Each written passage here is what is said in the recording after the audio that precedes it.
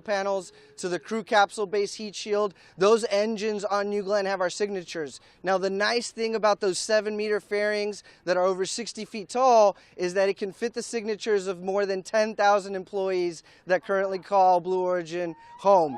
And so that's what we're sending to space in addition to the hardware. And this team right here, they made it happen. Well, thank you, Eddie. Can't wait to check in with you again shortly. You keep the Team Blue pumped down that, but I have a feeling you're not going to have too many troubles. They seem pretty psyched. We're psyched to be here. Thank you. Thank you, Eddie. Well, I look forward to what both Eddie and Maggie can bring to the show. Let's take a little deeper dive into the mission today. So there is a lot. Right now, we are tracking a number of technical milestones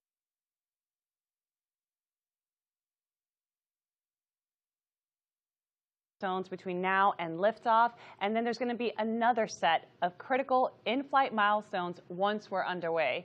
Now, we do want to be very clear about our objectives today. This is New Glenn's first flight, and we prepared rigorously for it. But no amount of ground testing or mission simulation is a replacement for flying this rocket in space. Well put. Our key objective today is to reach orbit safely. Anything beyond that is icing on the cake, bonus points, cherries on sundaes, whatever you want to call it. We know that landing the booster on the first try offshore in the Atlantic is ambitious, but you can't win if you don't try, and we are going for it tonight. And no matter what happens, we are going to learn, refine, apply that knowledge to our next launch, both, of course, in the design of the vehicle, but also into the operations. And about that booster, again, yes, we are going for it. New Shepard landed on only its second attempt in November of 2015. I happened to be on the ground for that in West Texas back in the day, and it was wild. And man, I can't wait to see if we can make some more history here with New Glenn, which our booster today has been named with a pretty cool name. You wanna tell us that? Sure is. Our booster's named So You're Telling Me There's a Chance. Classic 90s movie reference there for all you Jim Carrey fans. But let's level set here. You think we're going to stick the landing? Like if you were a betting lady in Las Vegas this evening? So we think it's possible. You know, the truth is that this is an enormous goal. We're trying to land a giant building-sized vehicle that's plummeting down from space. There's just so much complex engineering that goes into this. But you know, it's time that we try it for real, and today is that day. Let's do it. Let's put it to work. We'll see how it performs. But hey, no matter what happens, we're going to learn a ton, get loads of data, and apply it to NG-2 and beyond. Now, that said, if we land this thing, I'm going to lose my mind. You and me both. Okay, good. Just setting expectations for everybody on this one. Now, some other business to discuss this evening is the payload we have on board. We have early technology demonstration on board for Blue Ring. And as mentioned before, it is something that I'm very excited about because it's related to the program that I help lead here at Blue Origin. There it is on the left side of your screen there, sitting nice and ready to go in the payload fairing. But to be clear, what you're looking at, this is not Blue Ring itself. This is not the Blue Ring spacecraft itself. It is a pathfinder for the Blue Ring vehicle. And so the Blue Ring vehicle that we are building currently employs a lot of the same technologies and capabilities that are put in that vehicle that you see on the left of your screen. And today we are going to validate the communication capabilities from orbit to the ground. Now, it's also worth noting that today's payload is non-separating. So it's going to actually stay attached to the second stage throughout the mission as it powers on and it begins collecting data. For the broader system we're building, for the Blue Ring itself, you can think of Blue Ring as a utility vehicle, a multi-tool, or kind of a mobile service station that we can use to run errands around the solar system. Today, on this mission, it's a super cool pathfinder for that vehicle that will be flying. We have some exciting details to share a little later on. We're going to get way in depth on the exact technology that we're testing today, as well as Blue Ring. But I'll tell you right now, I'm super excited about not just the launch, but the payload, and for both, you know, the New Glenn team and the Blue Ring team. So much work has come together today. And that's why today is such a big deal. We're going to be laying the foundation of our mission to build a road to space for the benefit of Earth. Such an exciting launch and just so much to aim for. Yes, but to level set again, at the end of the day, we know that we're in this for the long haul. Today is just day one, the beginning of a new chapter for New Glenn. We're going to collect a significant amount of data, no matter what happens. And from our perspective, the way I like to put it, data is the currency of success. The more data we have, the better off we are. The longer we fly, the more data we collect, the more we can crunch on, so we can reinvest back into New Glenn for New Glenn 2 and beyond. Yeah, absolutely. And that data is really going to be critical for our engineers and our ability to evolve New Glenn into a fully operational program.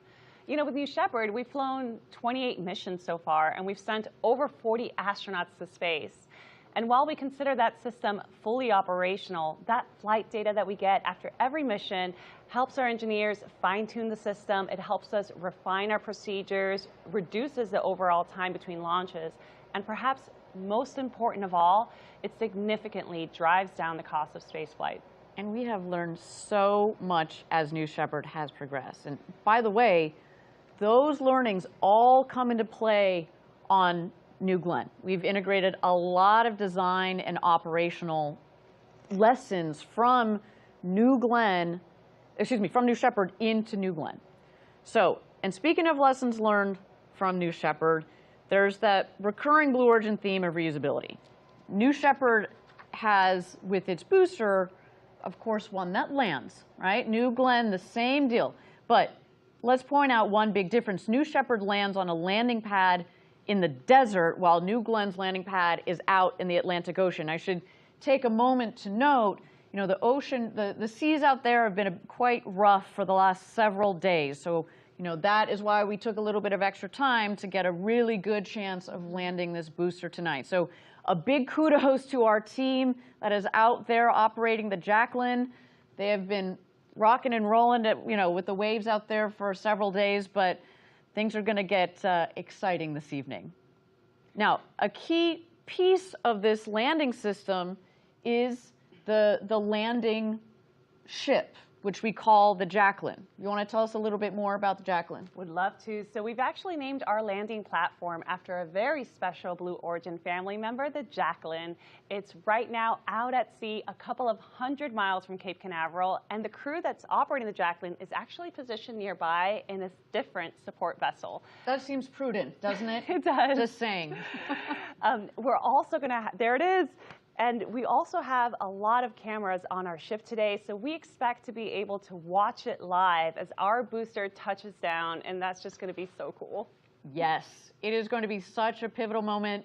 Our first landing attempt for this rocket, we have got to make sure that that gets captured regardless of what happens. And there's a live shot, a beautiful landing pad there with our Blue Origin feather, just waiting to just welcome home a rocket from space. No big deal.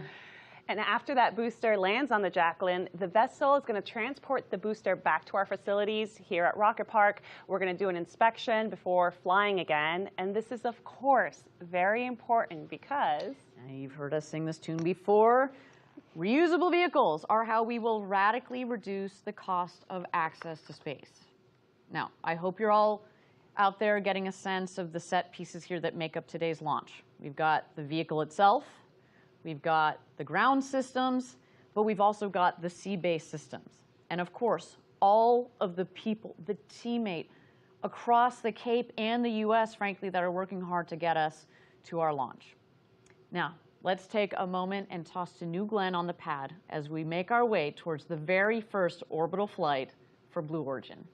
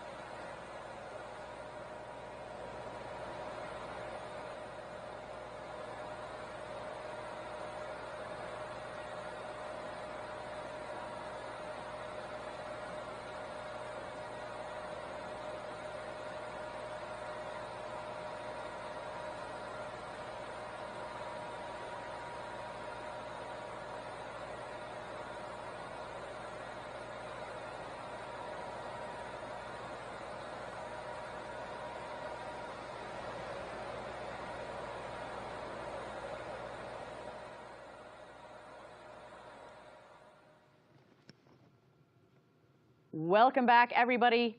We are officially at T-minus 38 minutes and 57 seconds to go until launch, our first launch of New Glenn.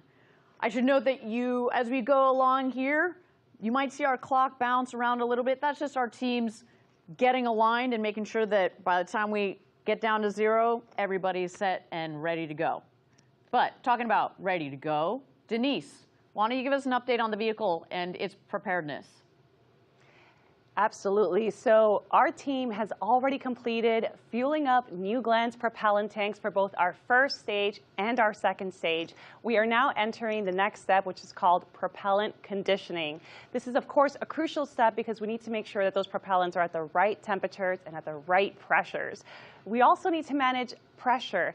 You might have noticed that there's a lot of excess gases that are being vented from our first stage and our second stage. This is because our cryogenic propellants are so cold that they're experiencing something called a boil-off. So we are venting all that excess gas to prevent buildup and overpressurization. You may have also noticed on your screen that we have the flame stacks, or what we lovingly call the tiki torches. That's there as a safety mechanism to make sure that we are burning all that flammable oxygen and hydrogen, protecting New Glenn and our launch pad. So that is where we are right now. We'll keep tracking progress as we make our way to terminal count.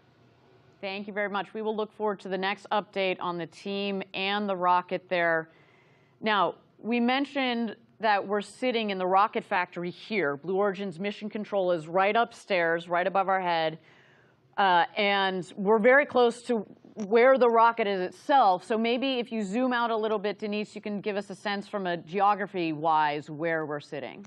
We are super close. So behind me, I have a map of Florida. You can see very clearly here we have Merritt Island and Cape Canaveral. If you go ahead and zoom in, I'll show you where we are right now. We are right now at Blue Origin's Rocket Park. This is where New Glenn is built, integrated, tested. This is where we're coming in live from our studio.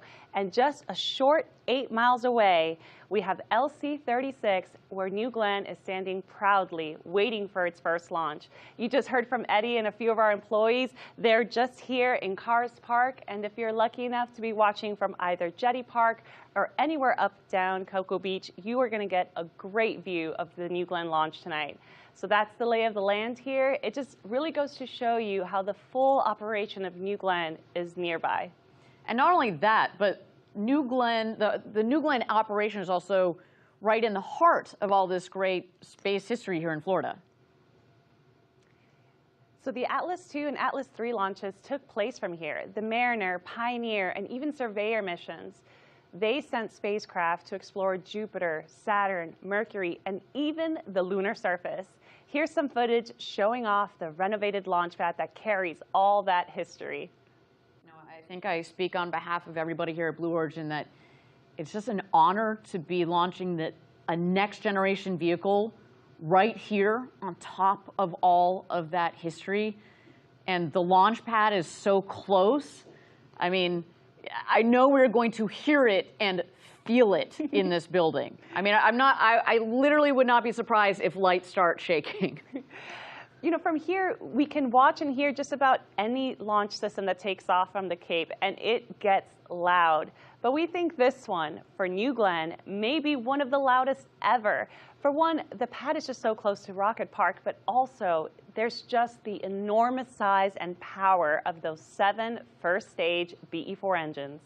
And we have been talking about that rumble for years, and I cannot wait. As a California girl who has lived through a couple of earthquakes, I am ready for this one. This is going to be awesome. Now, you mentioned a second ago, it's just so unique that the public is going to get such a great view of New Glenn launches, especially from viewpoints like, you know, Jetty Park, Port Canaveral, Cocoa Beach. So many people gather to watch launches from these spots already. And wow, I mean, look, this is a live view. If you're sitting there right now in Cocoa Beach, shout out to you guys. You're probably sitting in a nice lawn chair with a cold beverage in your hand. That's what I'd be doing if I weren't here behind the desk with you, Denise. You guys are going to get to see and feel this launch with an insane view. So, you know, other than maybe tripping some tsunami warnings, y'all are going to have a great evening. There really is nothing better than a beachside rocket launch. Well, and weather permitting, it's not just people down here in Florida. People in the region, kind of the southeast region of the U.S. You see this image right here. Look, that's going all the way as far north as North Carolina. Several states north are going to be able to see this launch during different phases of flight based on where you are. So a little bit of a guide here. If you guys are all still up, it's a bit late here on the East Coast, but this is an exciting launch. So shout out to you guys as well that are watching live from the East Coast. All right, everybody, we're at T-minus 33 minutes and 30 seconds to go and counting down to our launch window opening at T-minus 0 for New Glenn's first launch. Denise, I cannot believe I'm saying that. We've been talking about this such a long time. It's just wild. Now, again, this is our first flight. We have prepared rigorously for it, but I want to reiterate, our key objective today is to reach orbit safely. That in itself is a big deal. And anything beyond that is a bonus. That said, we also know that landing the booster would be very cool. We also know that it is very ambitious to do this on the first time, but we're going for it. And no matter what happens, we are going to learn a lot. We're going to refine. We're going to apply that knowledge to our next launch and beyond. It is an exciting day, and we are so glad that you, our audience, is here to join in on all the action and all the excitement. Okay, while we've got a moment, we've got this beautiful rocket on the pad on our screen. Why don't we dive in a little bit deeper on New Glenn? Denise, our experts here, why don't we dig in, give our audience a sense of what sets this vehicle, New Glenn, apart from other launch vehicles, both past and present? Well, to start, it's just massive, just over 320 feet tall, or almost 98 meters. And just think about that. That's like a 32-story building. It's really hard to describe what that means, but another way to think about it, we all know and love New Shepard. Picture 5 New Shepards stacked one on top of the other, and that's approximately the height of New Glenn. And that's remarkable when you think about that jump from New Shepard to New Glenn. Just that size. Oh, say, there you go. You see this great image on our screen here that gives you a sense. We talk about step by step ferociously. That's a big old step we're taking tonight. It's also amazing to think that New Shepard technically could fit as a payload right inside of New Glenn's fairing with room to spare on the sides. And as fun as that would be, we don't really need to ship New Shepard off to another planet anytime soon, as far as we can imagine, although that would be a pretty cool, sneaky, third and fourth stage if you count that capsule in there. But that said, we make this point because it speaks to future capabilities, like moonlanders, other large vehicles that are similar in size to New Shepard. It is incredible that fairing volume and the size, what it's going to enable as we build this road to space. Now, it's not often that you get to stand next to a massive rocket like that on a launch pad, ready to go to space. But you and I had an amazing opportunity. This is just a day or two ago. And I don't know, I just look at this video and I get tingles. It was incredible to be at the base and looking at what our team has worked on for such a long time. There you see the flame trench. Smoke and fire, baby. That's what we're looking for tonight. I get chills every time I watch that. I mean, that was just so incredible. That's not something that I will likely forget anytime soon. It's just so tall when you're standing right next to it. Yeah. Well, that tall rocket is going to space tonight. And you all are going to be here to watch and cheer on with us. It's a big night. That's all I can say.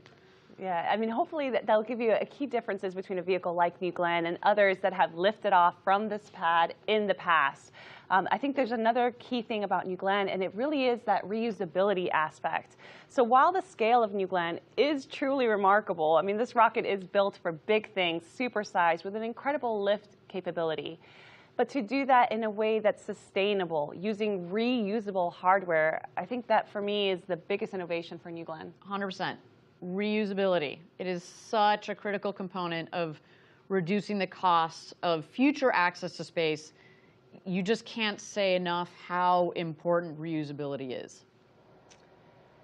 And so New Glenn also has that second stage rocket, right? We talked about the first stage and the second stage. And, you know, rocket fans know this, but just like Saturn V or other big launchers, rockets fly in the first stage and the second stage with the job of the first stage, or sometimes what we call the booster, to lift the vehicle from Earth up to space. The stages will then separate, and it's the second stage that powers our payload into orbit. So here you see a cool, again, another cool overlay. Oh, you saw it just a moment ago of the Saturn V rocket. I mean, we are just about the same height, like, and the power of the two vehicles and the significance to be compared to that is amazing. And you know what? Our game plan, like Saturn V, our game plan is to use New Glenn to go to the moon too. I hope you host that webcast with me too on that one. Coming here shortly. So that's our orbital rocket in a nutshell. Now, while we've got a couple minutes to go here, we're at T-minus 28 minutes to go until New Glenn's first launch. Why don't we check in with our teammates over at Cars Park. Eddie, you there? Yeah, hey Ariane, we're here at Cars Park. We're less than 6 miles as the crow flies to Launch Complex 36. We can see a great view of New Glenn standing 320 feet tall. The two vehicle access towers, one of the largest water towers in the world, and we are ready. Aren't we ready, team?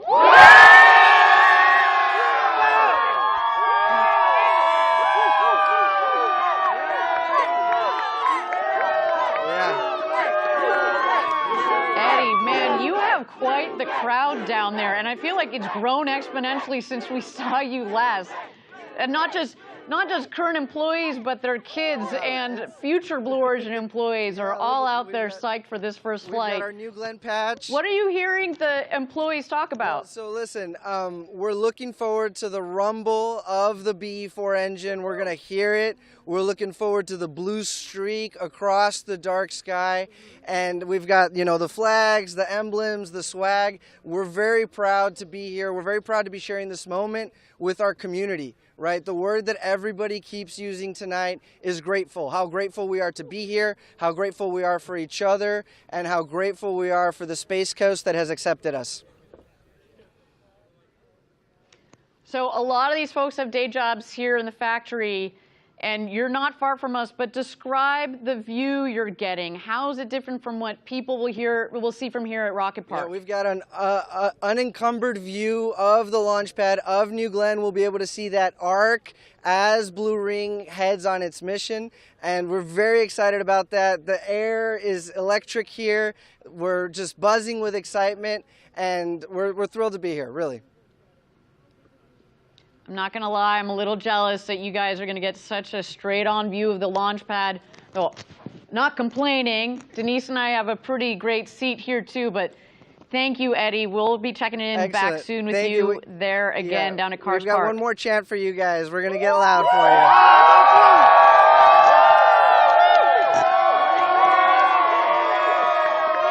Wow, I love it. I love it. You feel the energy down there. I absolutely love it. Now, one employee on the New Glenn team that is not down there with Eddie, and I do want to give a special call out to our program leader for New Glenn, Jarrett Jones. Jarrett has led the New Glenn program for years, and I'm very grateful to be able to call him a friend. He has a deep background in aerospace. There he is. And he's been instrumental through the build-up to today's launch. I mean, there you see him just a moment ago, and let's see. Can we point him out here in launch control? Yes, he is there, kind of that first row, bottom left. There you go, checking in, got his eyes glued to his screen, talking to one of our long-term core employees here. We got Mark Featherstone, who has been also leading this program for a long time. And man, and you saw that image just a moment ago with him in front of the New Glenn. That was the day that we installed the 7 engines on New Glenn for the first time. And I'm pretty sure he is absolutely psyched. You also see the gentleman in the center of that front row in the green sweatshirt. That is Dave Limp, our CEO, who joined us just a about a year ago, and man, talk about sparking some fire. It has been wonderful to have him on the team with us, and he is clearly absolutely dialed in. And last but not least, in between Jarrett and Dave, Jeff Bezos, our founder, who of course has been thinking about this day for many years. And I should also throw in a special happy birthday to Jeff. What a day. I wouldn't mind having a rocket launch on my birthday, but this man deserves it. So much patience, commitment, passion for what we're doing. It's just, we are very lucky, Denise, to have such a leadership team here supporting us at Blue as we go through all of these programs and getting them off and going. But at the middle of many of them and the core to making a lot of this work, New Glenn. That's why today is so important. Okay, everybody, we're at T-minus 23 minutes to go until launch. It is so great to have you all joining us for today's inaugural launch. We have folks tuning in from all over for this big day, and of course we had Eddie and the team down at Cars Park. But we also wanted to give a nod to a couple special groups watching from across the nation. We've got employees tuned in at multiple sites, checking in and rooting for New Glenn. As I mentioned, not only do a lot of our employees work on multiple programs. There we go. We got Kent. We got Huntsville.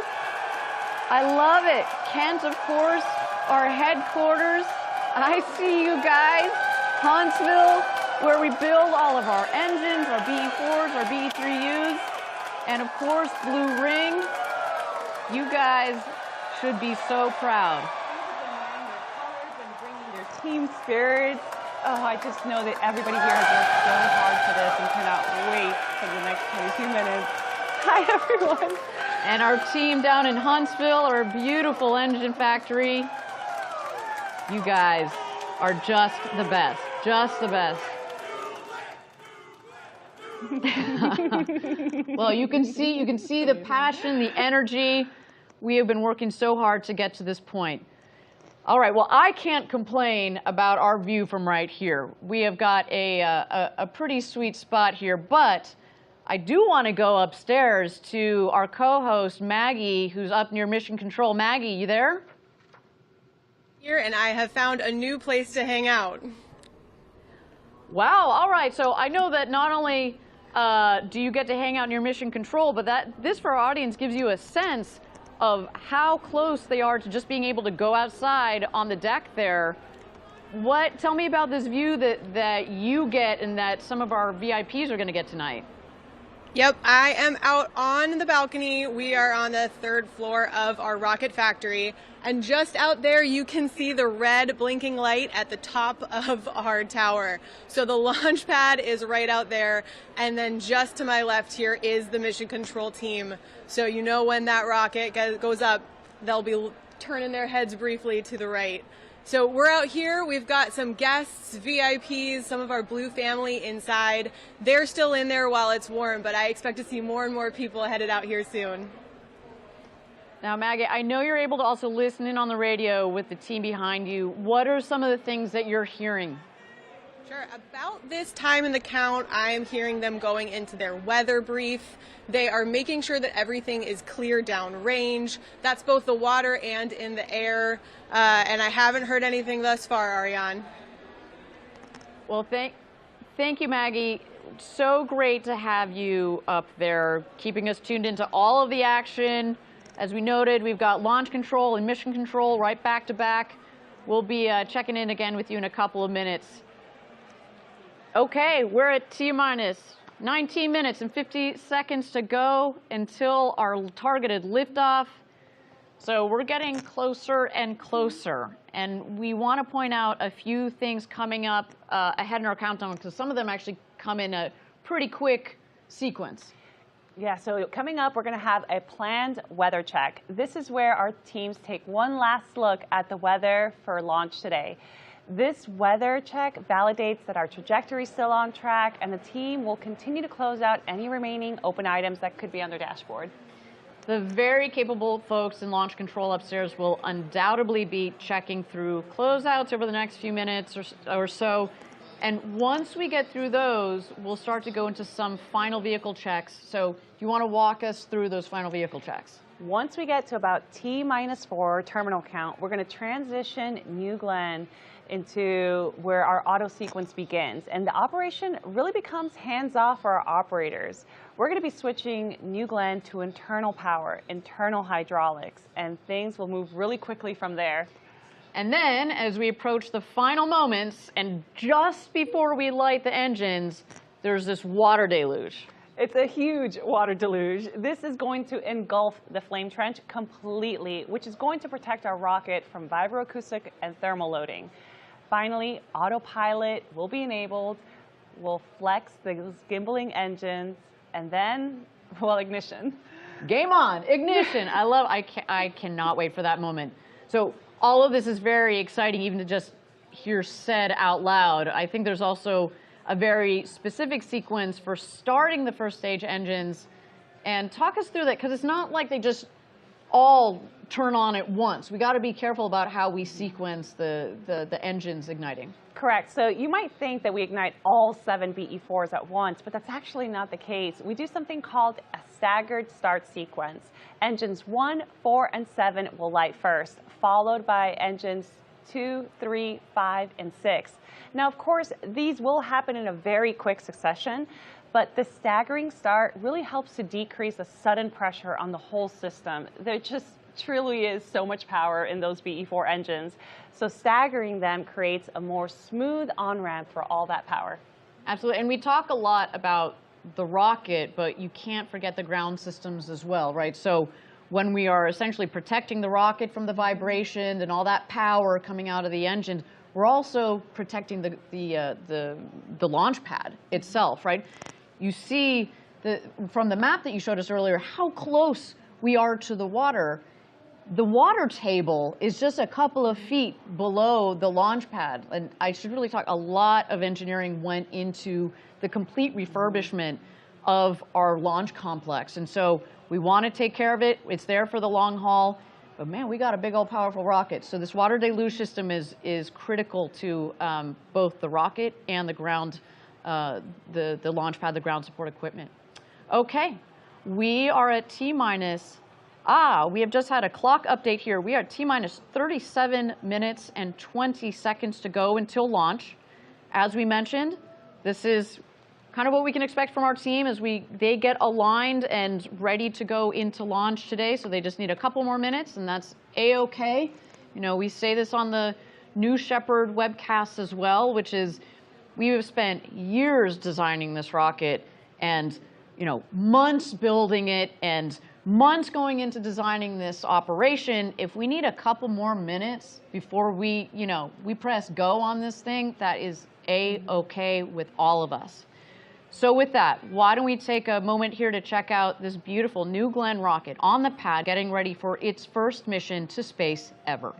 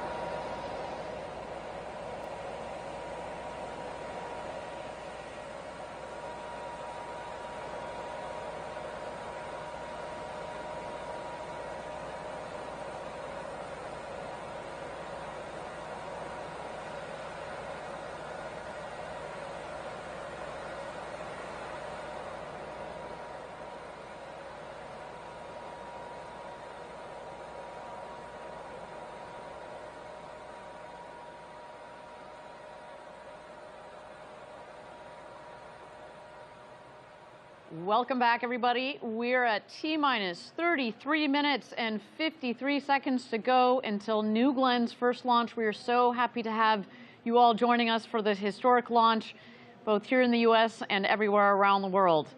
Denise, tell our audience, where are we up to in the preparation of our vehicle? So right now we're completing a systems functional check for New Glenn, and this is critical because we're ensuring that all of our systems are operating nominally. We're going to verify propulsion, avionics, guidance, communications, and even safety systems. Our engineers are also running diagnostics on all the BE-4s and BE-3Us. We're checking flight computers, we're checking telemetry. We're also going to do one final comm check. This is really crucial because we want to make sure that we're getting the right data between the rocket and the ground, as well as verifying the signal integrity. Now coming up, we're going to do one last weather check. This is where we get real-time data on wind speed, direction, temperature, humidity, cloud cover, lightning, even thunderstorms. Not just for the LC-36 pad, but we're also checking the weather where the Jacqueline is, so that she's ready to receive our booster. So that is where we are right now. Things are going to move quickly here. Thanks, Denise. And yeah, we should reiterate again, the weather, we got to take into consideration the weather here, but also downrange where the landing ship is, the Jacqueline. We've mentioned it earlier. Of course, that was one of the reasons why we needed to take a little bit more time before getting to launch this evening. The sea state out there, it was a little rough. They were rocking and rolling. And we want to give our rocket the best chance of coming into land and sticking that landing on the Jacqueline. There is the Jacqueline ready to receive the first stage of New Glenn so we can take it back home, refurbish it, put another payload on top, and go again. But again, we should reiterate some of our objectives for today. The primary objective is to go to space, go to orbit safely. That's number one. And if we happen to land this booster, as we mentioned before, there are going to be a lot of people losing their minds, mine as well. So stay tuned for that. Now, Denise, why don't you go through a little bit more of the flow down there? So the Blue Ring team is up in mission control right now, also surely tracking their own checklist as they make sure the Pathfinder payload is ready to go to launch as well. Correct, yeah. So upstairs at the MC, we'll have a launch control and mission control. So our launch team is the one that's doing all these system checks on New Glenn, while mission control is making sure that they're doing similar system checks for the Blue Ring Pathfinder. Wonderful. And let's take a second and dig in a little bit more on that payload. The Pathfinder is a cool piece of technology, and really, it's just the initial demo for a vehicle program called Blue Ring that's quite far along in its own development. And we mentioned this earlier, today's demo is a non-separating payload. This means the payload tonight is going to stay attached to New Glenn's second stage for the entire 6-hour mission. The other thing I want to reiterate about this, this Blue Ring Pathfinder is it's going to be testing a lot of the same technology, but it's not the Blue Ring itself. It's not the same form factor, but we're going to learn a lot from this evening.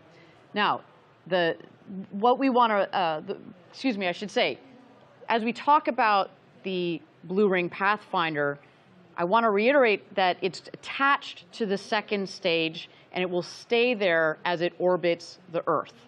And that also is not normal, but we wanted to do that for today's demo mission. Now, today's demo mission on the Pathfinder is going to prove out some important components of our future vehicle, Blue Ring. And I get really excited. Clearly, I get so nervous I get excited talking about this.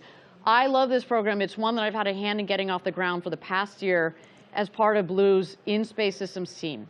But I want to take you deeper into Blue Ring. Let's check out this video. Blue Ring allows you to do many different things with one vehicle. It's kind of like the Swiss Army knife of satellites. It does a lot, and it does it really well. Blue Ring is part of building that base layer of infrastructure in space that we at Blue Origin talk about.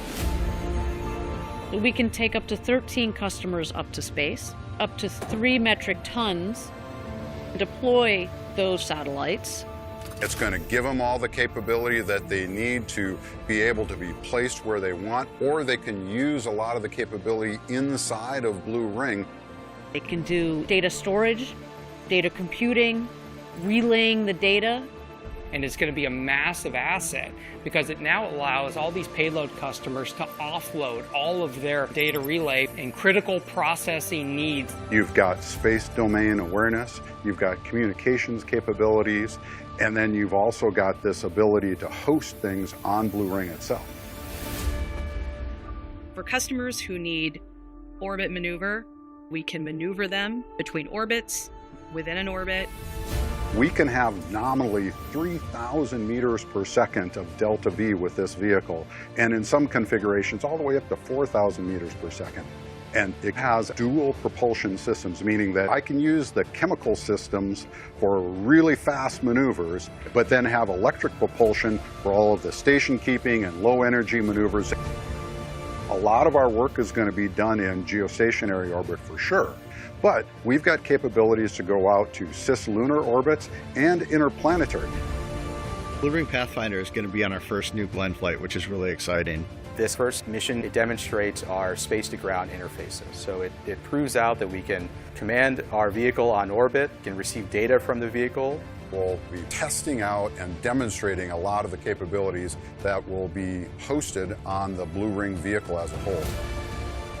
We're building not just the transportation systems through New Glenn, but also the infrastructure that will help future generations take advantage of what space has to offer. Blue Ring is going to multiply what we can do in space and create the infrastructure like nothing else.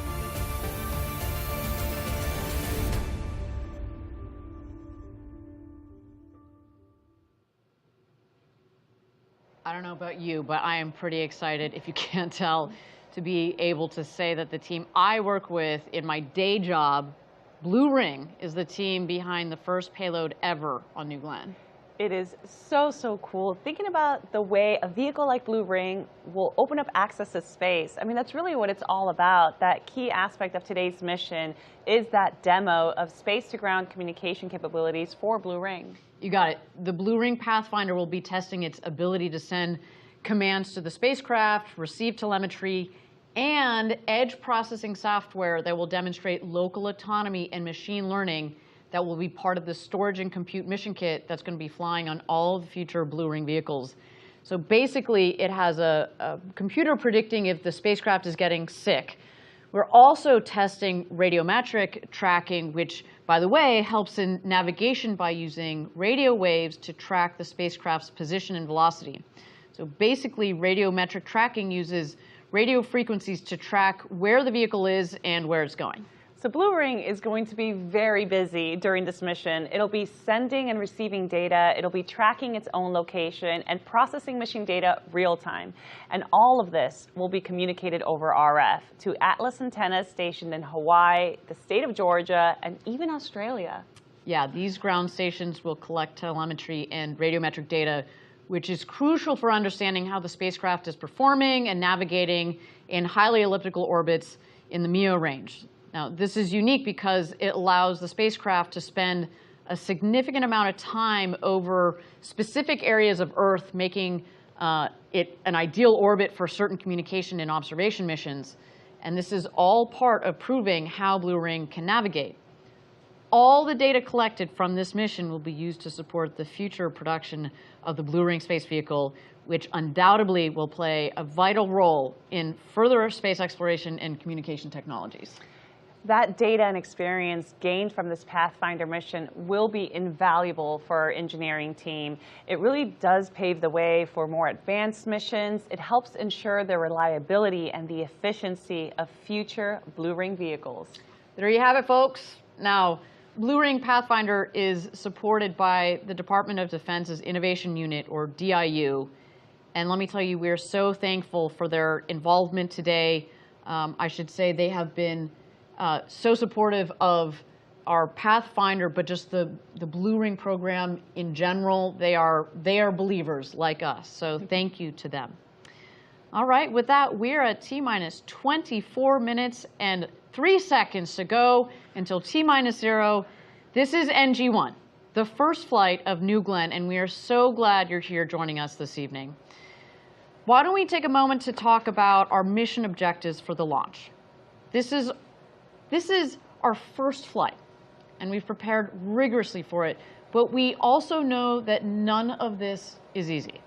And our key objective today is to reach orbit safely. Anything beyond that is icing on the cake, bonus points. We know that landing the booster on the first try offshore is ambitious, but we are going for it. No matter what happens today, we are going to learn, refine, and apply that knowledge to our next launch. We're really looking forward to seeing how the vehicle performs. As I said earlier, more data, the better, right?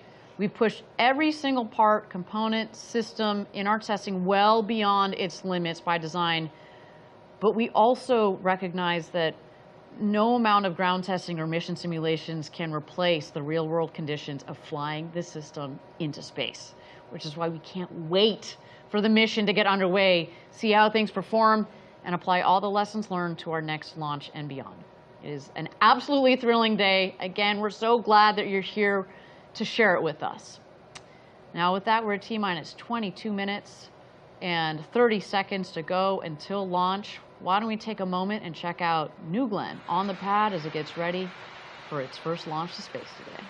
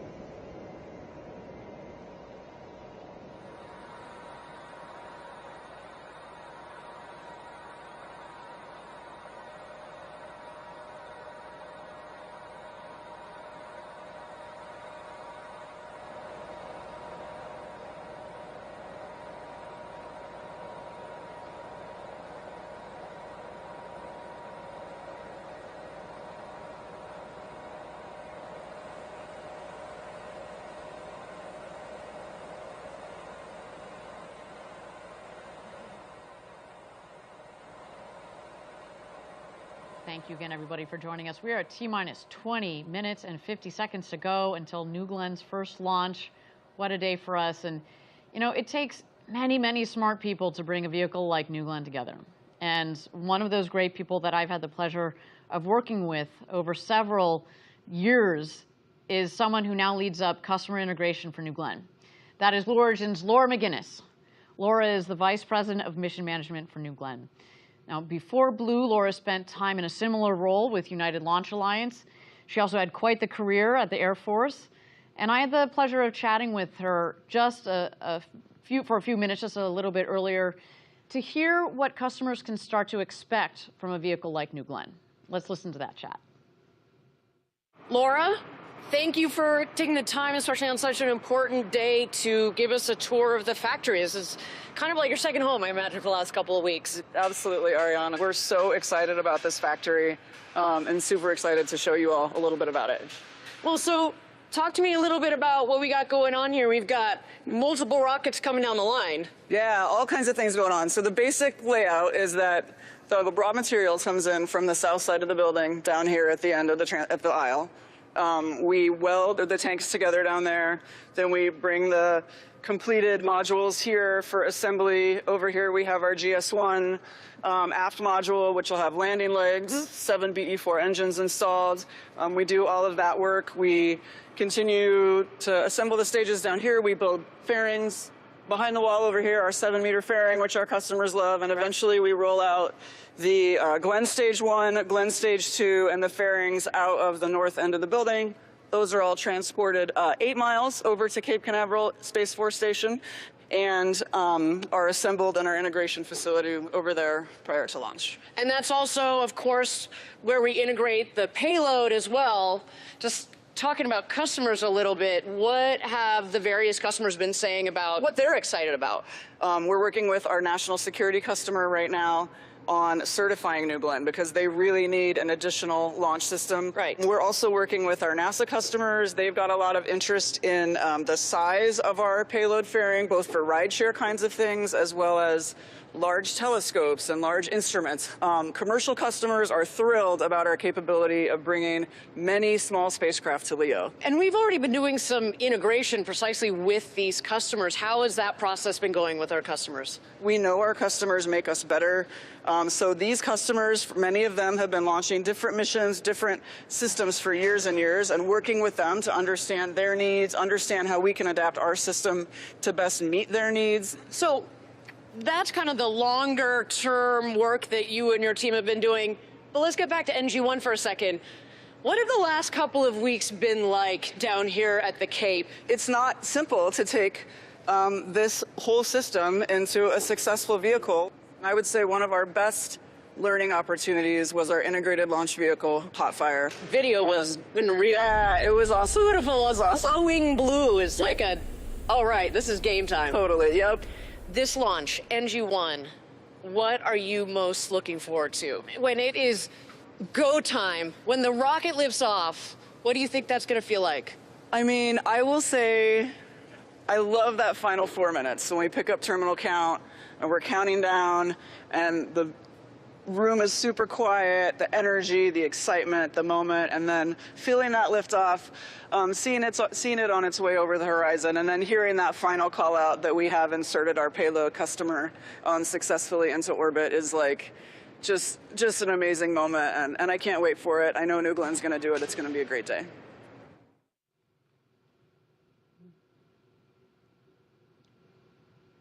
A big thank you to Laura again for joining for that quick tour through our factory right behind where we are this evening.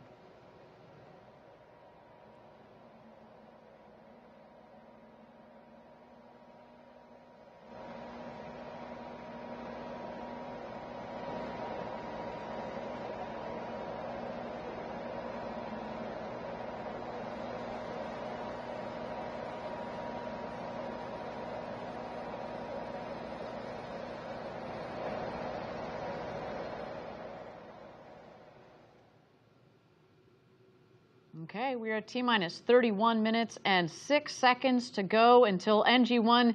We continue to tick down towards our first launch. I will mention again, you may have seen we went down and then we added some more time to the clock.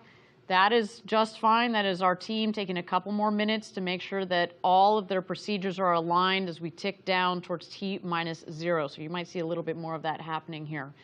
While we've got a little bit more time, why don't we talk about the flight profile for this evening's launch? What is that going to look like as we see this vehicle fly today? We've imagined New Glenn's flight for so long. We've looked forward to this day, and I'm so excited just to see another vehicle of this size flying from the coast of Florida. We're going to be feeling the power of those BE-4 engines here in the studio very shortly.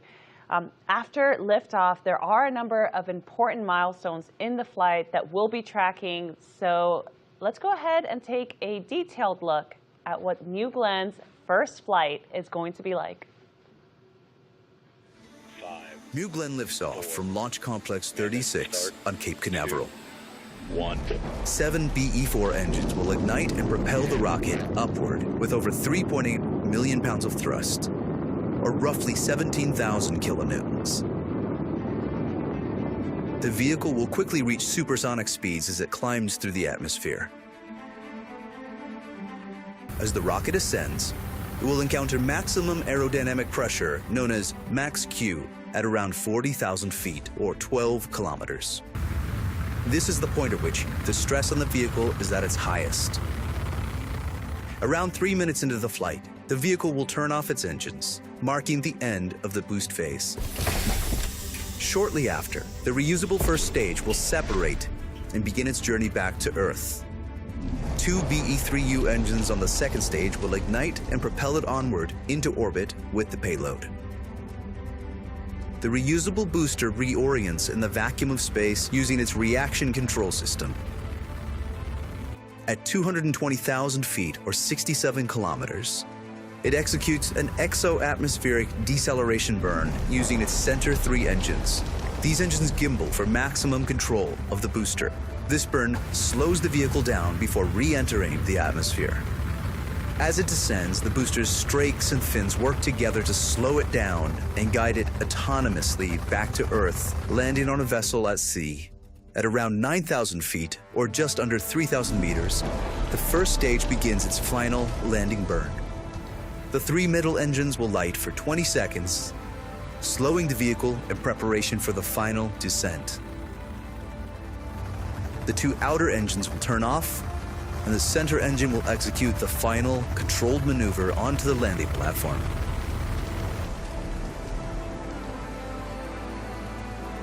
The vessel will return to Cape Canaveral to prepare for its next mission. Meanwhile, in space, the second stage will continue to power the payload towards its final orbit. At around 400,000 feet or 120 kilometers, the payload fairings will jettison.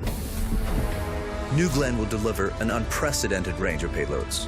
Large satellites, dual payloads, orbital vehicles, large constellation dispensers, even moonlanders destined to establish permanent human presence on the moon.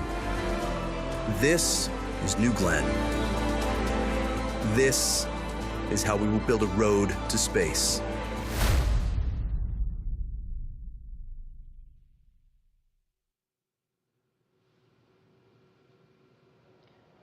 So again, there you got an opportunity to see what the mission profile will be for this rocket this evening. But I think what was really cool about that video as well is it gives you a sense of the future as well in terms of the various vehicles that we're going to be able to take on this rocket, whether it's a lot of LEO satellites or a lunar lander or a massive GEO payload, whatever it may be. I think that's one of the coolest things about this vehicle. It is very versatile, and it's the power of the vehicle matched with the volume of a 7-meter fairing that's going to allow this vehicle to be a workhorse for Blue Origin as well as our customers for years to come. So a beautiful rocket on the pad there waiting its first launch to space.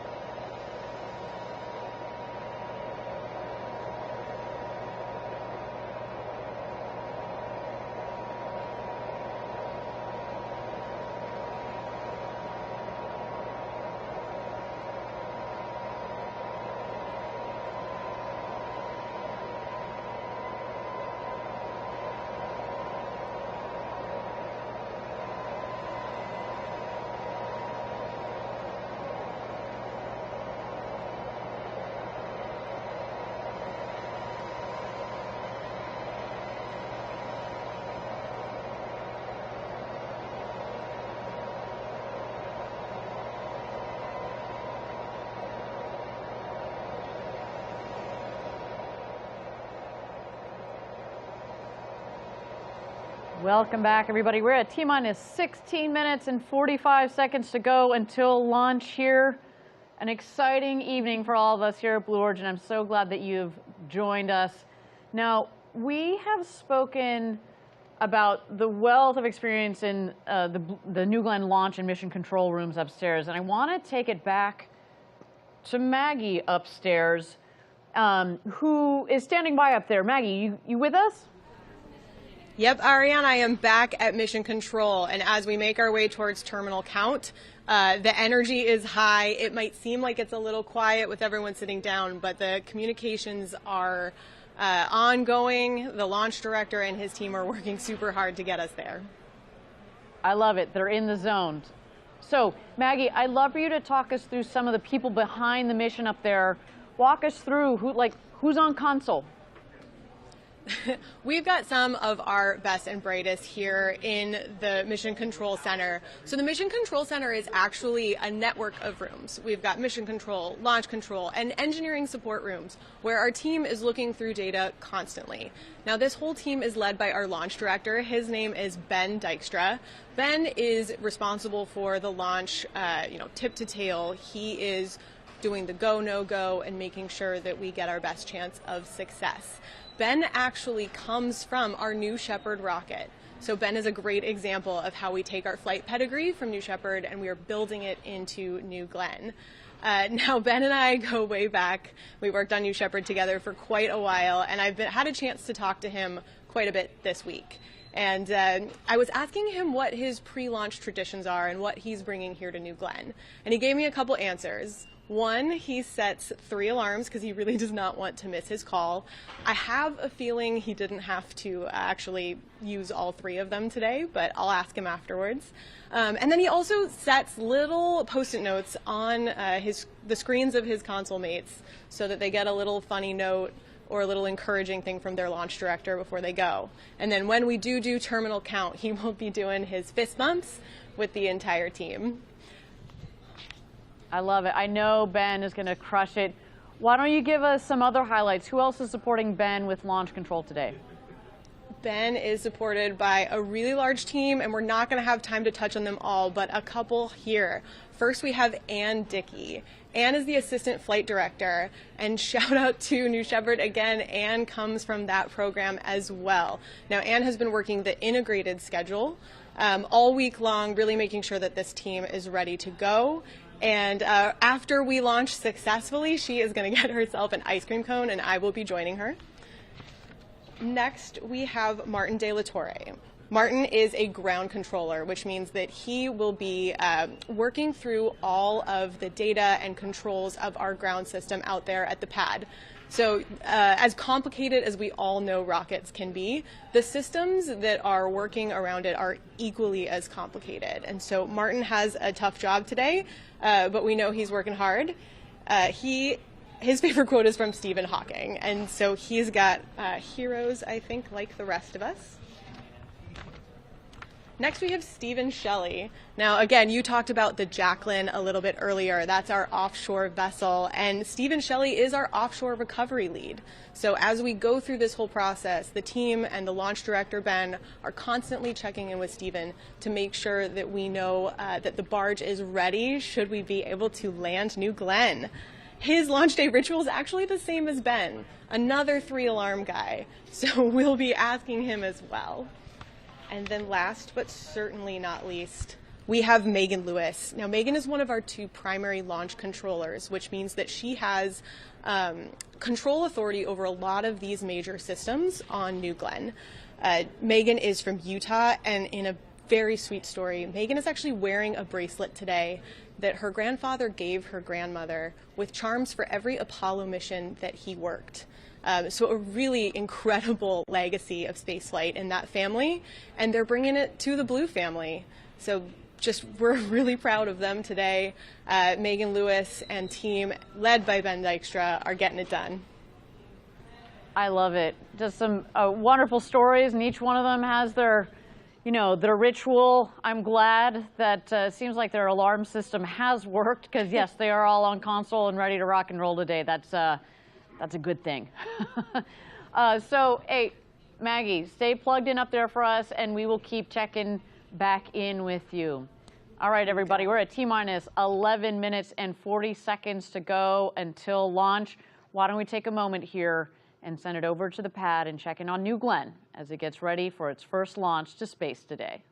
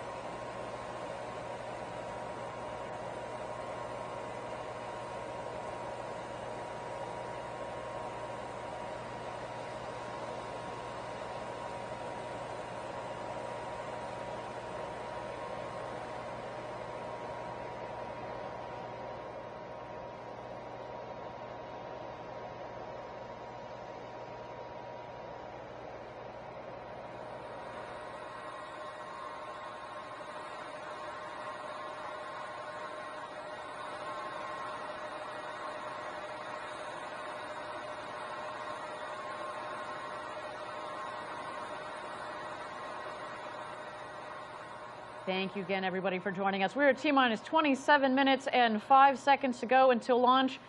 You may have noticed that we've added some more time to the clock. As we mentioned before, this is just our teams getting aligned, making sure that each of the separate sub-teams have all gone through all of their checklists, make sure that everything is in the green, making sure that the weather here at the Cape and downrange, everything is within bounds. So again, if we need to add a couple more minutes, that is quite all right with us. But while we've got a little bit more time, I would like to check in with my colleague, Eddie Seifert, out there at Cars Park, where he's joined by Team Blue Origin, here our team that's based here in Florida. What you got going on down there, Eddie? Yeah, hey Ariane, welcome back to the best seat in the house here at Cars Park. I'm with the Smith family. We're working at Blue Origin, and working on rockets is a family affair. I'm with father Mike Smith, son Corbin Smith, and granddaughter Elizabeth. Elizabeth, tell me, you've sent a postcard to space, is that right? Yes. And tell me, what was on your postcard? There was rockets and planets. Rockets and planets on the postcard. Now, Corbin, how did you get your start at Blue Origin? So I first started up in Huntsville, where I worked with an amazing team on the engine crew, building BE-4 and BE-3U. Now I'm here down at Rocket Park, building the thrust structures for GS-2. Excellent. Must be special to be working on that GS-2 rocket out there. And Mike, how about you? How did you get your start at Blue? Well, it was my son that actually encouraged me to apply, and we got hired around the same time, and it's been awesome being able to work with him on different projects. We get to talk about work at home and do different things. We bleed blue at home. Excellent, excellent. And Elizabeth, tell me, what are you most looking forward to today's launch? For the rocket to go up in space. Well, I think we're going to end on that note, Ariane. We're looking forward for that rocket to go to space. Let's send New Glenn to space. Let's light this candle. I love it. It is a family affair, and I love seeing the different generations there, father-son pair working at Blue. I look forward to seeing that little firecracker, that little girl joining us in a couple of years here in the future. It just speaks to, it takes years to build these rockets, and that's what we're here to do at Blue. We're here to build these rockets that are laying the foundation for building the road to space, right? And so that children like her can pick up the torch and build on top of that. We're setting forth so that they can build infrastructure in space, and really, it's all for the benefit of Earth. Well, with that, thanks, Eddie, for checking in with us. We are at T-minus 24 minutes and 10 seconds to go until launch. Let's check out New Glenn on the pad as it gets ready for launch this evening.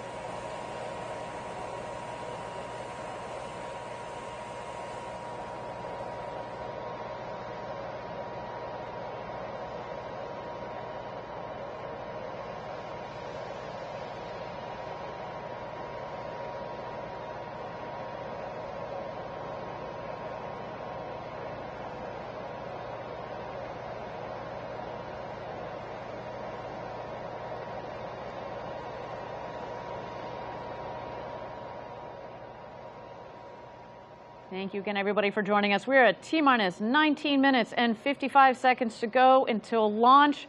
New Glenn looking good there on the pad. We saw some beautiful views. As Denise has talked about, all the propellants are nice and chilled down. You saw the big, beautiful Blue Origin word mark and feather on that rocket. She is looking beautiful. But we do have a little bit more time here. Why don't we take a moment to talk about the BE-4 engines. We're looking at the vehicle right now. At the base of the vehicle, oh, that's a pretty shot right there. You see the 7 nozzles of the 7 BE-4 engines. You want to tell us a little bit more, Denise? Yeah, so New Glenn is powered by 7 BE-4 engines. Now, these are the nation's first reusable, oxidizer-rich stage combustion booster engines. They use liquid oxygen and liquefied natural gas, or LNG, which is essentially a commercial form of methane. Yeah, and we selected LNG because it's cleaner burning and more efficient than kerosene, or also known as RP1, rocket propellant 1. That's what a lot of rockets use. It's also low cost and widely available, which is really important when you're doing lots of launches, which is our intention for this New Glenn program. I should also note that we have done a ton of testing on the BE-4 engine, and we also want to keep those costs down as well. All of it adds up, right? And one of the coolest aspects, though, about LNG is that it can self-pressurize its tank through a process known as autogenous repressurization, right? So this eliminates the need for costly and complex systems that use helium, which is pretty rare. So normally you got helium and other gases in there to push the pressures properly through the engines to get them ready to go. But with LNG, it basically does it on its own. That's what that means. It's so fascinating. And, you know, in terms of power, each BE-4 engine generates an impressive 550,000 pounds of thrust. So when you combine all 7 engines, New Glenn produces about 3.85 million pounds of thrust at launch. And just to put that into perspective, that's roughly half the thrust of a Saturn V rocket, which took humans to the moon. Imagine that power of 200 Boeing 737 airplane engines all firing at once. That's what we're looking at here. And that is a ton of power. You see that these images here, this video, this is from our test facility down in West Texas.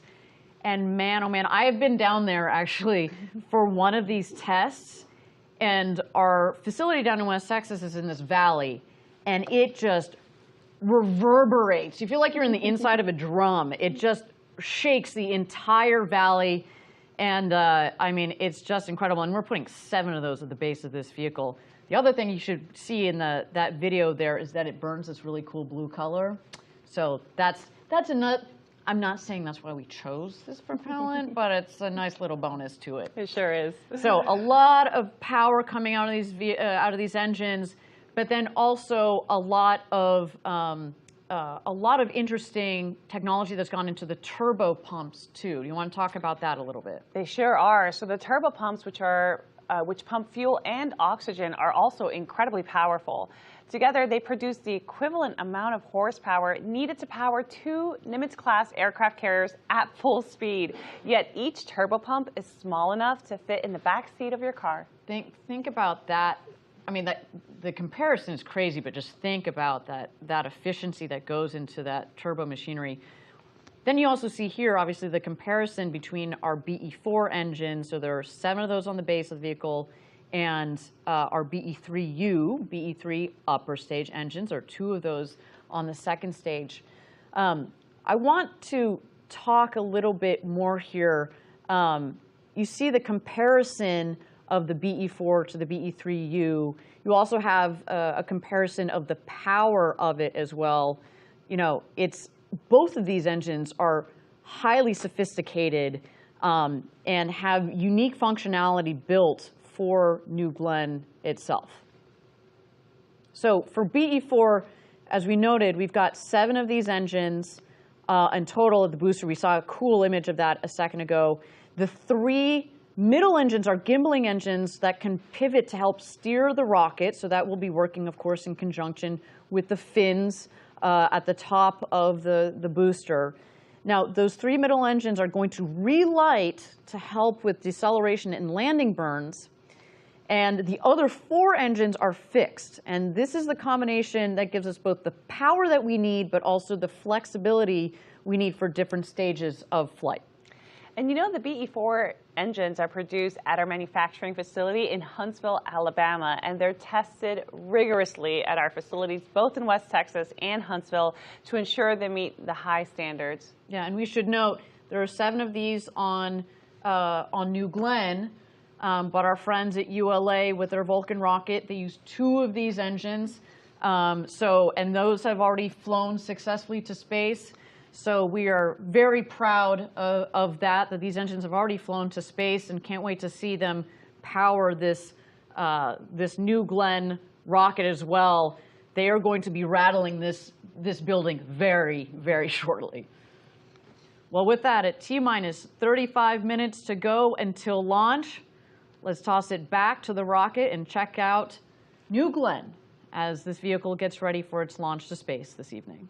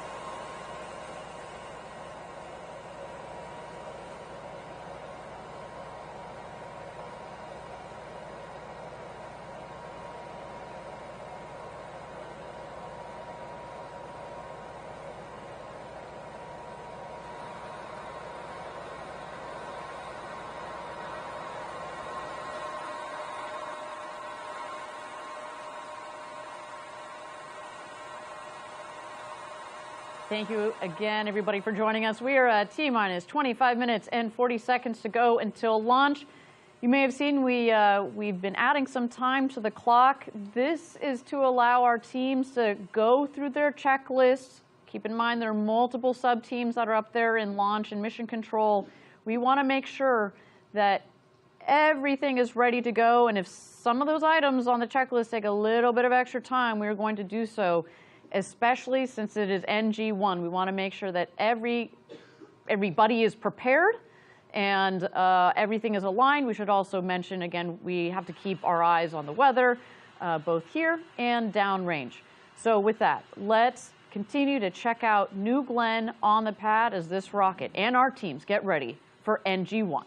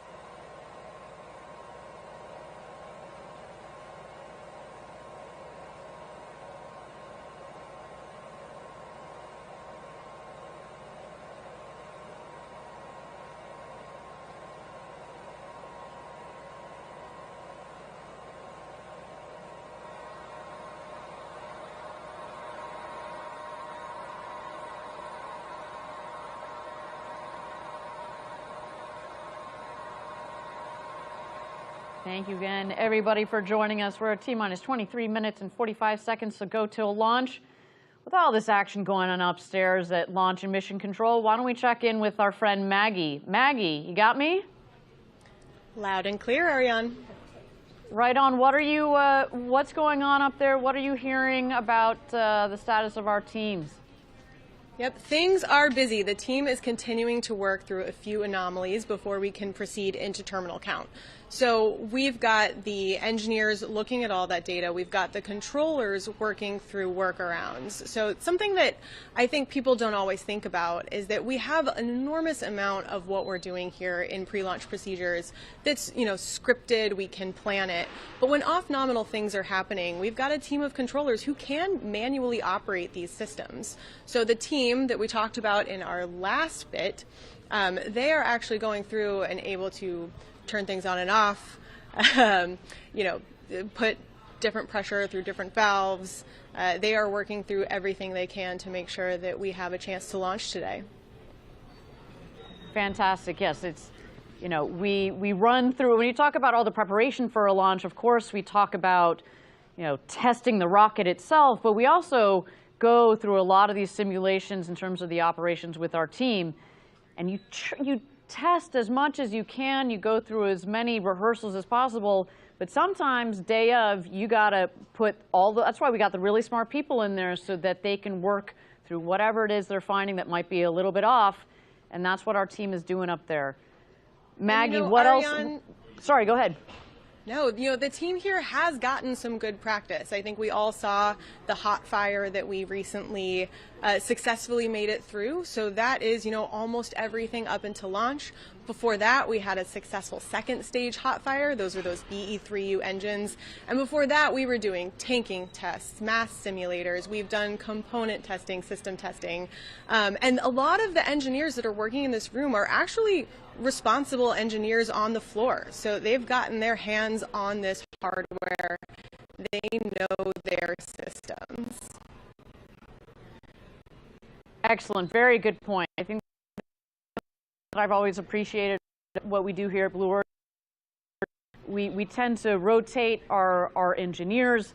A lot of them, as you said, get to go down to the floor, see their hardware maybe that they've designed, talk to the men and women that are fabricating, but then also assembling the vehicle.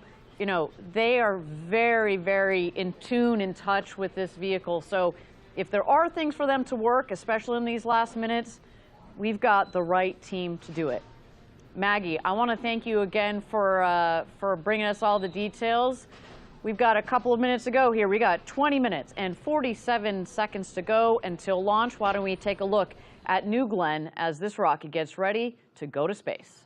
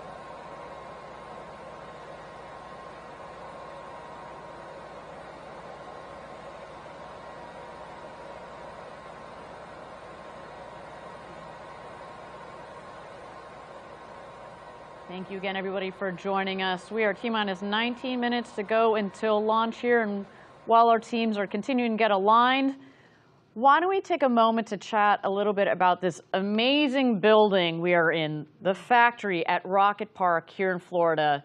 This is where it all comes together, where we bend the metal on New Glenn. I literally see people down there bending metal, pulling, putting the components together, testing, cleaning.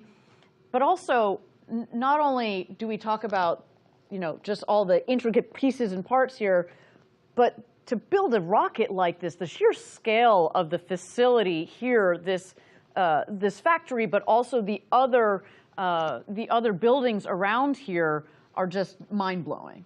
It really is quite impressive. So Rocket Park is essentially where we bring our rocket dreams to life.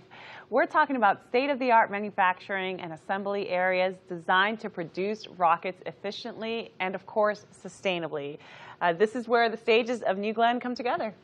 Yeah, exactly. And the folks here at Rocket Park are not just building rockets, they're really shaping the future of space travel. I should say, I've had the good fortune of being here for 10 years now, and I have seen this facility, the whole park, in addition to Launch Complex 36, come together, and it is just amazing. Like, really from the bottom up, and the ability to build the next generation rocket in the next generation rocket factory. Like, our team is given what they need to make just an incredible vehicle. Why don't we take a deeper look at the home of New Glenn, Rocket Park. Welcome to Blue Origin's Rocket Park in Florida, the home of New Glenn. This is where our orbital rocket is designed, built, integrated, launched, refurbished, and reflown, all within a 9-mile radius along Florida's Space Coast. Rocket Park is an active operations site for many Blue Origin activities, including manufacturing, integration and testing for New Glenn, and production of our Blue Moon lunar landers and future programs. Florida's Space Coast is 72 miles long and steeped in more than 6 decades of human spaceflight history. We stand on the shoulders of giants. New Glenn will help us build a road to space for the benefit of Earth. It's the foundation of everything we will accomplish. It will deliver cargo and crew to anywhere, including the moon, and help us establish a permanent lunar presence. It will enable us to harness the resources of space and launch all kinds of infrastructure to make space accessible, usable, and affordable for humans. The factory on Merritt Island is the centerpiece of Rocket Park. It's here where New Glenn is built and tested. The high bay is where New Glenn becomes real. Raw material enters at one end, and completed rocket stages roll out the other side. From there, New Glenn heads to the surface coatings facility for its thermal protection, paint, and artwork. It then heads to tank cleaning and test, or TCAT, for pressure testing and cleaning. The factory is also home to New Glenn's Mission Control. On launch days, Mission Control comes alive as the rocket rolls out from its hangar down the road and goes vertical at Launch Complex 36. This historic launch site was rebuilt from the ground up just for New Glenn. Protected by 2 lightning towers, almost double the height of the Statue of Liberty, New Glenn prepares for liftoff at mile marker 0. This is where the road to space begins.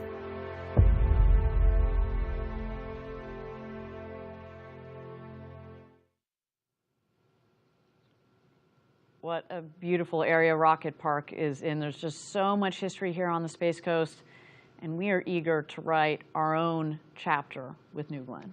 Absolutely. There really is just so much history, and there's something to be said about the testing and integration and design teams all working so closely together. I know that working on the programs myself, being able to talk to the designers and the people who are making the hardware is just so valuable to increase communication and efficiency, and our campus really allows for that. 100%. The physical proximity is really, really important.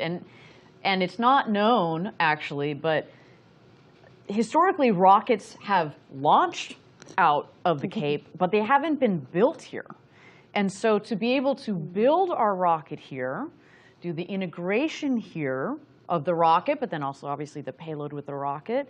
And then when we get GS1, we get the booster back, we'll be doing all of the refurbishment here. That is so important, that co-location, to have that all come together. And, you know, I love that video because you see all the action. As I mentioned, you know, it's so funny. I was looking through photos earlier today, and I've got photos in the flame trench when they were just putting it up. Amazing. You know, they were pouring concrete. You know, I remember being in this facility when there weren't doors on. It was just, you know, dirt on the ground. I remember we had no joke, we had a poll when they were clearing the land for this rocket park as to how many turtles we would find, because we have to relocate all of the turtles because there's incredible wildlife in this area. So of course we wanted to make sure that we protect those animals and the wildlife. And so we had a poll as to how many turtles we were going to find. God, I wish I could remember. I was going to say, do you remember? I know. I didn't win it, clearly. But you know, there's just so much work that went into building this facility from the ground up.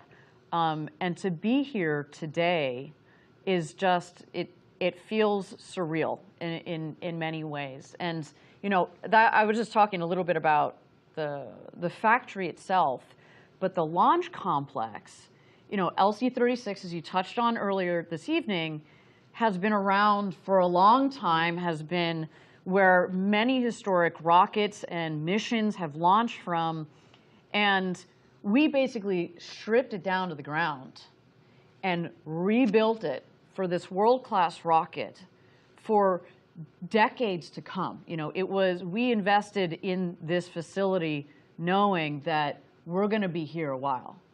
With that said, we also here at Blue Origin like to pay homage to the giants who have the shoulders upon which we stand, right? Like the vehicle, of course, is named New Glenn. But also what's really cool is, and you can't quite see it here in the dark, but we kept what's called the blockhouse. So during a lot of the previous launches, there would actually be a crew in the blockhouse, which is not very far from that launch pad, when they launched a rocket. This thing is like a concrete fort, basically. It's not very big, and on the inside, it's got these massive, heavy doors that close to protect the teams. To be very clear, we're not using that blockhouse tonight. We don't use it in our operations, but it is something that we have kept on site because of the history that is in that facility. I hope that one day I'll be able to go back in there. I did get a chance to peek my head in a couple of years ago. It feels almost like, what's the right way of putting it? It feels like a step into the past. Yeah. You know, the old computers and like, you know, the ashtrays. They're literally cigarettes that are still there from back in the day. We don't allow that in our launch control rooms. But again, clearly a throwback to the past. But just this facility, it feels really good to be here. It feels like we're set up for success as much as possible, which is really, really great.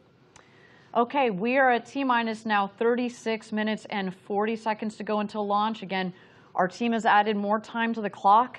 They are working through their checklist. There's clearly some things that they want to spend a little bit more time on, and that is okay. I will reiterate, we have spent years designing this rocket. We have spent months and months designing this mission, building this particular vehicle as well. The design and test that's gone into the engines that are powering this rocket. If we need a couple more minutes, especially on this first launch, that is okay with us. You know, we want to give our team the right time and the space that they need to, you know, to work on whatever they got going on up there.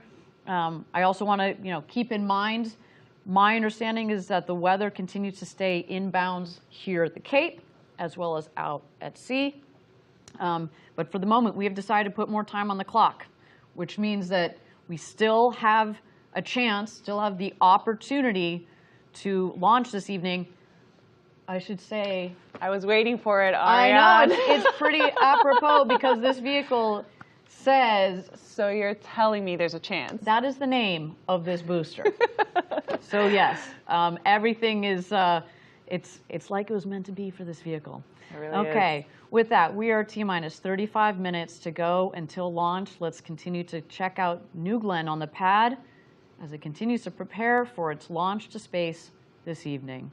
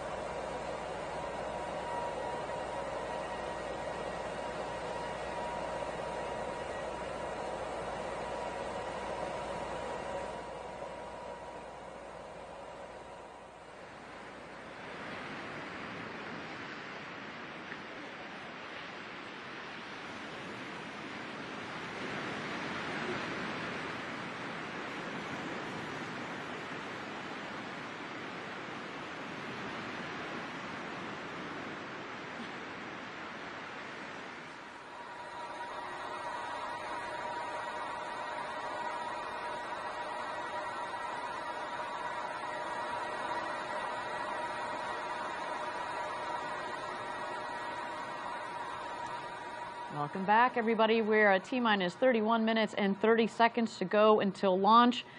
As you may have noted, we continued to add time back to the clock. That, of course, is to make sure that our teams are aligned. I do understand that we're working an issue. That is okay. That means, you know, if we're adding time to the clock, it means that the team thinks that there might be a possibility that we can sort it out so we can get to a launch this evening. So we're going to give them the time that they need. Beautiful launch of beautiful view of the vehicle on the pad there. From the outside, she sure looks ready to go, but of course, there's so much that goes into a complex vehicle like this. But since we do have some time, why don't we take a closer look at our vision and mission at Blue Origin? You know, as we've said time and time again, we're building a road to space for the benefit of Earth. This vision isn't only about exploring space, it's about making life better here on Earth. Let's check it out a bit more about our vision. New Shepard is just the beginning. The first step. From the very start, it's only been about one thing: Earth.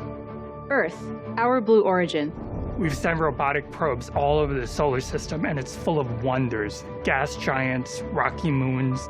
Earth is the best planet. It is not close. Despite the variety, despite the wonder in the solar system, there's no place like home. Earth is our home, and there is no other place like it. All life on Earth are uniquely matched to this planet. There's nothing like it anywhere else in the solar system, not even close, no way. We have no choice but to preserve Earth. Preserve this planet, this one. we get to focus on the future, and the future is nothing without Earth. For almost all of human history, Earth has seemed big. It seemed big, but we now know it's small, it's finite. And we know that the rate that we're using Earth's resources is not sustainable. Earth has things that we need to work on in the here and now. But there are also long-term problems. We can't wait to work on the long-term problems. We have to work on both. One fundamental long-term problem. We will run out of energy on Earth. It's just arithmetic. It's going to happen. Humans have always used about 100 watts of power. That's our natural metabolic rate. But in our developed technological society, we use over 10,000 watts of power per person. Humans' use of energy is not actually a bad thing. We live in an era of dynamism and growth. There are so many good things that happen when we use energy. Think about technology, transportation, hospitals, data. As humans, we are at our best when we are inventing, when we are growing, when we are making progress. But humans are doubling our energy use every 25 years, and that's unsustainable. Today, you could cover all of humanity's energy needs by covering the state of Nevada in solar cells. But at that rate of growth, in 200 years, you'd have to cover the entire planet in solar cells. What can we do? Can we be more efficient? Yes, but we have been. Today's technology is more efficient in nearly every manner. We are gaining efficiency, and yet, when we gain more efficiency, what do? We use more energy. We have an ever-increasing demand for more energy. So what if we just use less? Well, that doesn't work either. Throttling energy use means slowing down progress. You stop living in a world of abundance, and you move to a world of scarcity and rationing. There has to be another way. There is another way. Space.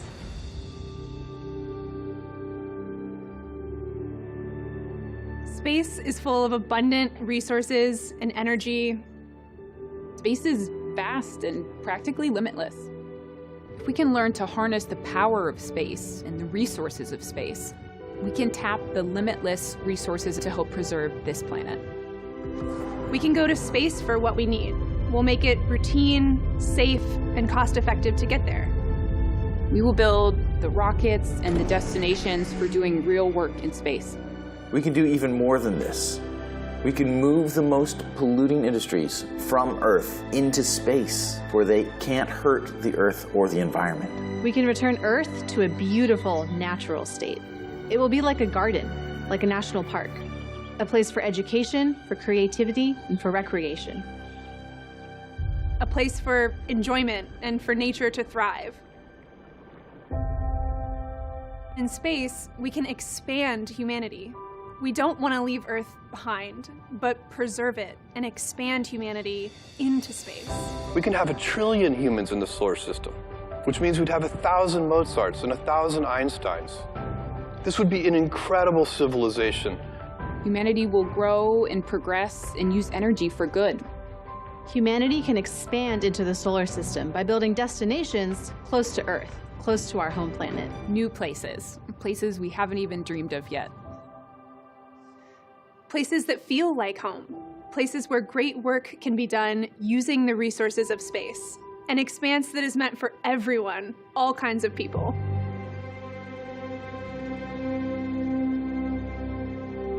This is a hopeful future, an enduring human presence in space. Space is the long-term solution for Earth. We are building a critical part of the infrastructure that's going to allow others to unlock the road to space so that future generations can unleash their creativity. It won't be easy. Space must become much, much more accessible to make this vision a reality. Big things start somewhere, and that somewhere happens to be today. There are certain gates we have to go through, certain prerequisites. If we don't do these, we will never get there. First, we have to radically lower the cost of access to space. This means reusable rockets. We have to get really good at using rockets over and over. Reusable rockets, reusable engines. Once you learn how to do that, you can basically start spinning this flywheel where the more you fly, the cheaper it gets. The cheaper it gets, the more you fly. Launch, land, repeat. Going back and landing a rocket is really hard. And it is absolutely essential that we get good at that so that we can drive down the cost of launch vehicles. BE-3, BE-4, BE-7, all made from the ground up to be reusable propulsion systems. Operational reusability. That means making space travel as routine as air travel is. This is what will radically bring down the cost of getting to space. And we are bringing all of that learning to New Glenn, the next step of building the road to space. Once you have low-cost access to space, the next gate becomes harnessing the resources of the solar system. There are so many more resources up there in space than there is on our planet. I mean, everyone's familiar with this idea of locally sourced goods, and this is just a really extreme version of that. The moon is where we'll learn to do all this. The moon has a vast quantity of resources. And if we can learn to harness those resources, we can travel without stressing the Earth. That's the goal. We'll go to space, and we'll use its resources to power our transportation and build destinations. Anything we need, we will use the stuff in space to make it happen. The moon is the next thing. We're going back. It's time to go back to the moon, this time to stay.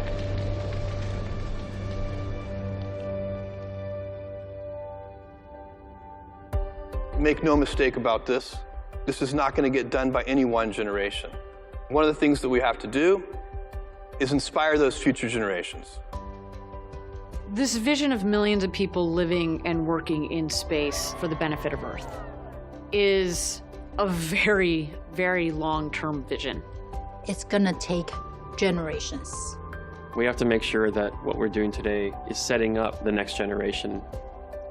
It's going to take all kinds of people. Engineers, entrepreneurs, architects, artists, you, your children, your grandchildren. This is kind of humanity's cathedral. You know, cathedrals took multiple generations of artisans and craftsmen and masons to build. And there was never the expectation that one person would design and fully execute the vision. We have to inspire the next generation to carry this torch for the benefit of Earth. For the benefit of Earth. For the benefit of Earth. We are Blue Origin. And we will do all of this. We'll do all of this. For the benefit of Earth.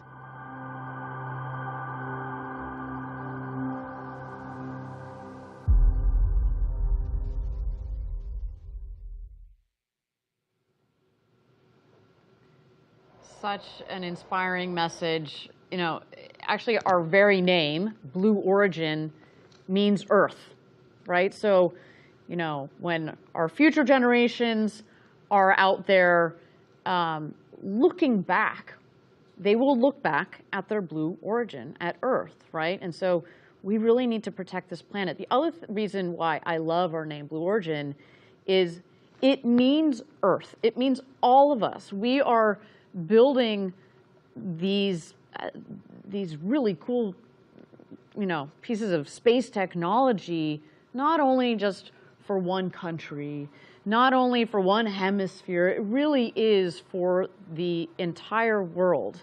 And that's why, you know, I love that that our company has this bigger, broader vision.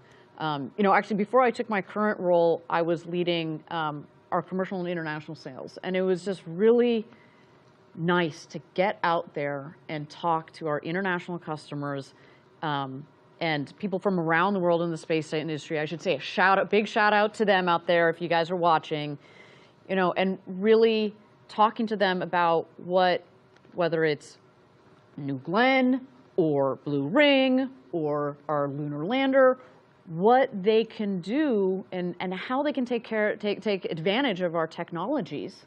I just love that we think broadly like that, and it's one of the many things that's kept me here at Blue.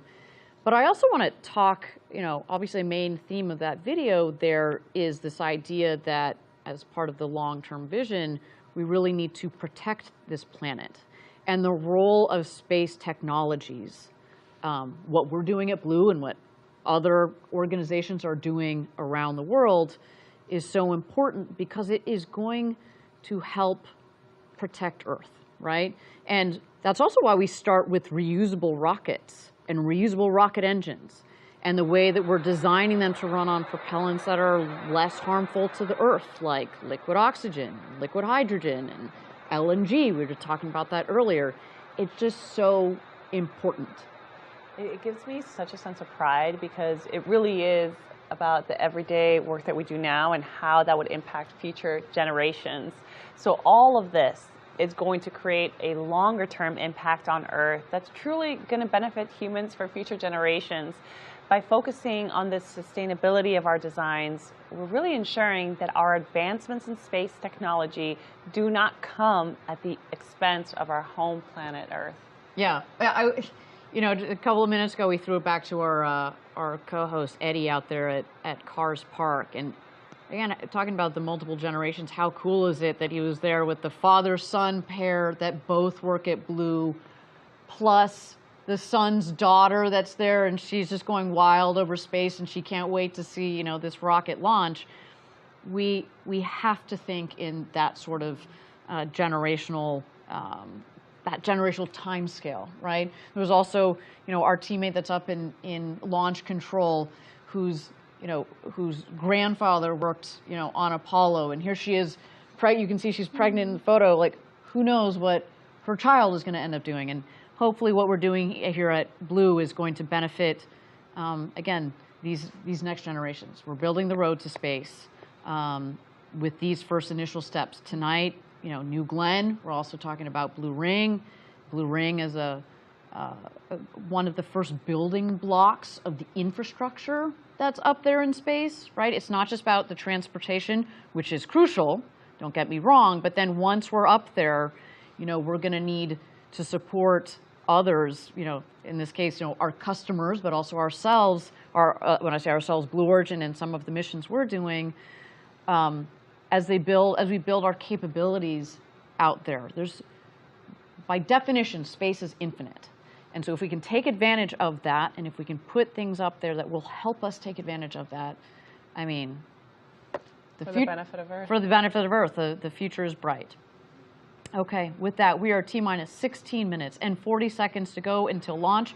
Our teams continue to get aligned. They're working on a couple of issues.